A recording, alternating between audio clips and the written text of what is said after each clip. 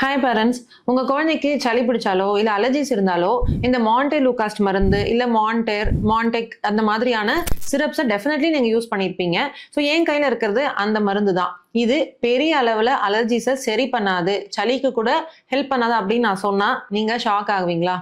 S.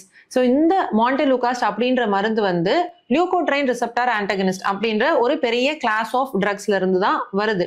So இந்த மருந்தை தயாரிக்கும் போது எப்படி இதை வந்து யூஸ் பண்ணணும் அப்படின்னு நினைச்சாங்க அப்படின்னா, ஆல்ரெடி அலர்ஜியோ இல்ல ஆஸ்மாவோ இருக்கிற குழந்தைங்களுக்கு என்ன ட்ரீட்மெண்ட் நம்ம தரணும், நேசல் ஸ்ப்ரேஸ் இல்லைன்னா வந்து இன்ஹேலர்ஸ், அதாவது இந்த மாதிரியான பஃப் மருந்துகளை தான் தரணும். இதையும் கொடுத்துட்டு குழந்தைக்கு சரியாகல, ஸோ ஸ்டெப் 2 அதாவது ஆட் ஆன் ட்ரக்கா தான் இந்த மாதிரியான மான்டே லூகாஸ் மெடிசனையே தரணும். பட் இந்த கைட்லைன்ஸ் எல்லாம் லேசா அப்படி இப்படியே அடாப்ட் ஆகி இப்போ சாதாரண சளிக்கு கூட மான்டே லூகாஸ்ட் மெடிசனை வந்து யூஸ் பண்ண ஆரம்பிச்சாச்சு. FDA அப்படின்ற யூஎஸ் நிறுவனம் இதுக்கு ஒரு பிளாக் பாக்ஸ் வார்னிங் கூட இன்ஃபேக்ட் இஷ்யூ பண்ணியிருக்காங்க. அதாவது இதை வந்து ஒரு 3 months to 6 monthsக்கு மேல யூஸ் பண்ணியிருக்க பேரண்ட்ஸ் வந்து என்ன ரிப்போர்ட் பண்ணியிருக்காங்கன்னா, குழந்தையோடைய ஸ்லீப் வந்து பெரிய அளவில் பாதிக்குது, குழந்தைங்க வந்து ரொம்ப இரிட்டபிள் ஆறாங்க, ரொம்ப ஹைப்பர் ஆக்டிவ் ஆறாங்க அப்படின்றது. ஸோ நியூரோ சைக்காட்ரிக் சிம்டம்ஸ் வந்து மான்டே லூகாஸ்ட் ஓவர் யூஸ் ஆகும்போது இருக்கு.